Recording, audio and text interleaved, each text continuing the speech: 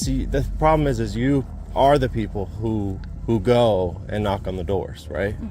My name's Mike. I'm with ATF. You don't need to see my lottery tickets.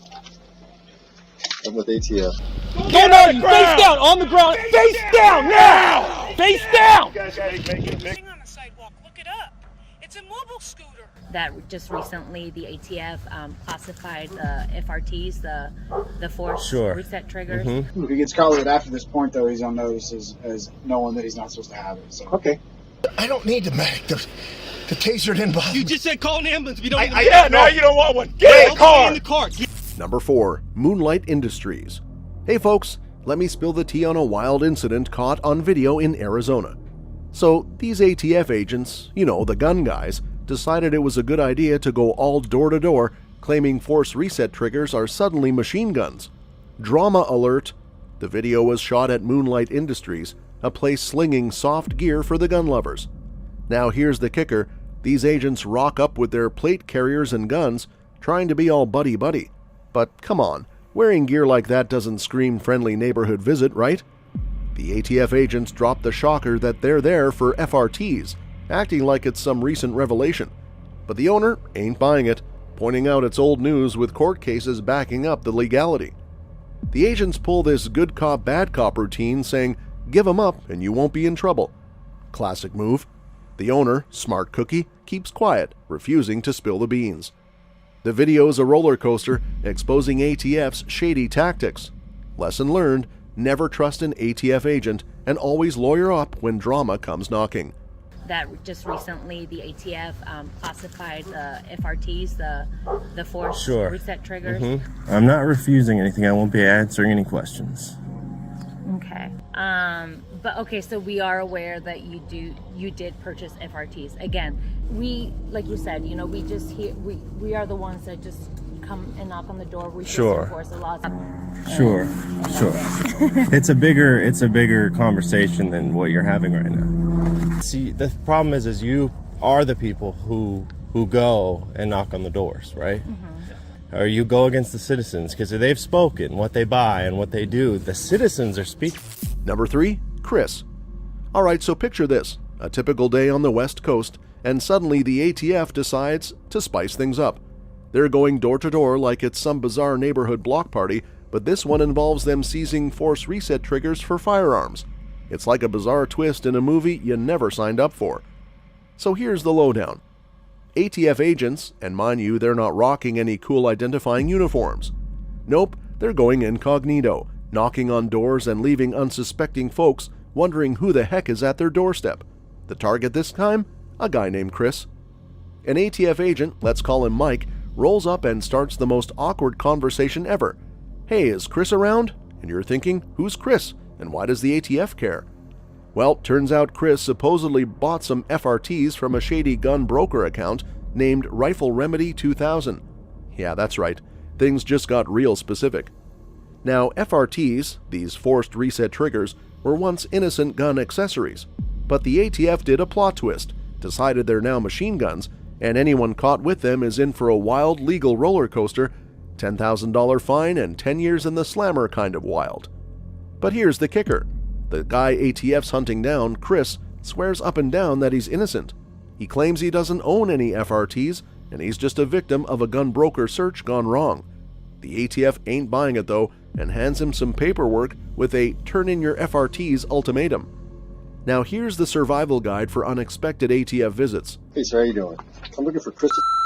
He's not here right now. Okay. All right, cool. So, he's on a list of some devices that he purchased for firearms. Hey, there you go. Hey, if he gets caught with it after this point, though, he's on notice as knowing that he's not supposed to have it. So. Okay. My name's Mike. I'm with ATF. You don't need to see my lottery tickets. I'm with ATF. Are you his father, or? Yeah. Can I get your name, sir? Don't open the door. Record everything like you're the next Spielberg. And if they ain't got a warrant, you can show them the door.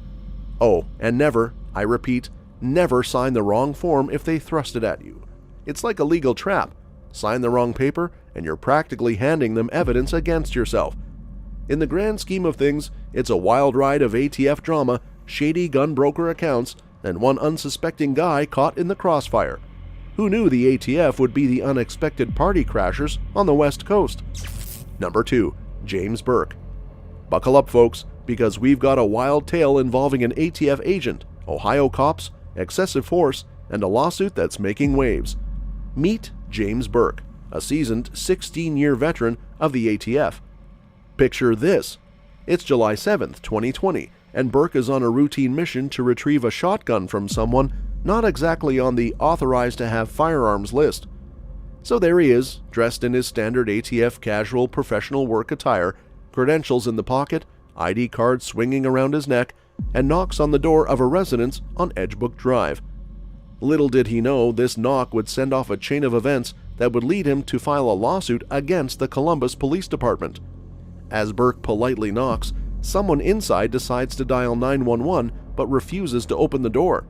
Now, this verification dance with dispatchers is usually routine for Burke, but this time, something goes haywire. The dispatcher instructs the caller not to open the door and dispatches officers Fig and Winchell to the scene. Enter the drama. Burke waves Officer Fig over, hands raised, and identifies himself as a federal agent. But hold your horses. Fig doesn't greet him with a friendly handshake. Nope. Instead, he draws his weapon, points it at Burke, and starts barking orders for him to hit the ground. I mean, seriously, it's like a scene from an action movie gone wrong. Despite Burke's attempts to prove he's not a threat, hands raised, federal agent identification on full display, Fig and Winchell double down. Both officers draw their guns, leaving Burke no choice but to comply. It's like a bizarre standoff, but not the kind you'd expect from professionals. Get on the ground now! I'm a federal agent. 917-110-3. Hey, turn around. Let me see your hands. Turn around. Let me see your hands. Federal fucking agent. Okay, let me see your hands. Get no, on the face ground! down, on the ground. Face down now! Face down! I don't need the medic. The taser didn't bother me. You just said call an ambulance. We don't need Yeah, no, you don't want one. Get in the car. in the car. Get Our officers on Edgebrook, we were finally able to He said you have to open the door. I tell him, I'm sorry, I can't. Well, that's what we thought, but then he wouldn't get in the car. trying to get in one of his houses. If he is an actual police officer, he got to be ashamed of himself. Now here's the kicker. The officers keep their firearms aimed at Burke for over 90 seconds, and during the arrest, they go all in with a taser, zapping poor Burke despite him lying face down and offering zero resistance. And get this, Burke is trying to reason with them, telling them about a medical condition making it hard to breathe, but they just won't listen. Hey guys, please just talk to me for 1 second. Please get in the car, we'll talk later, Burke pleads. But nope, the officers aren't having it. They even ignore his request for an ambulance, claiming he doesn't need one. Talk about a crazy hour-long ordeal. Fast forward, and Burke gets released without any charges. But the story doesn't end there. He throws down a legal gauntlet, filing a lawsuit against officers Fig and Winchell and the whole Columbus Police Department. The lawsuit claims Burke posed zero threat, didn't resist, and didn't display aggression. It's like a script for a legal thriller, and the body camera footage is the star of the show. Number 1. Jennifer. Now, shifting gears to another bizarre encounter, this time in the streets of Brookings, Oregon, where Jennifer Gaman, a woman with disabilities relying on a mobility scooter, found herself entangled in a legal web that ultimately led to a $300,000 settlement and a handwritten apology. It's a story that makes you wonder about the thin line between law enforcement and common sense.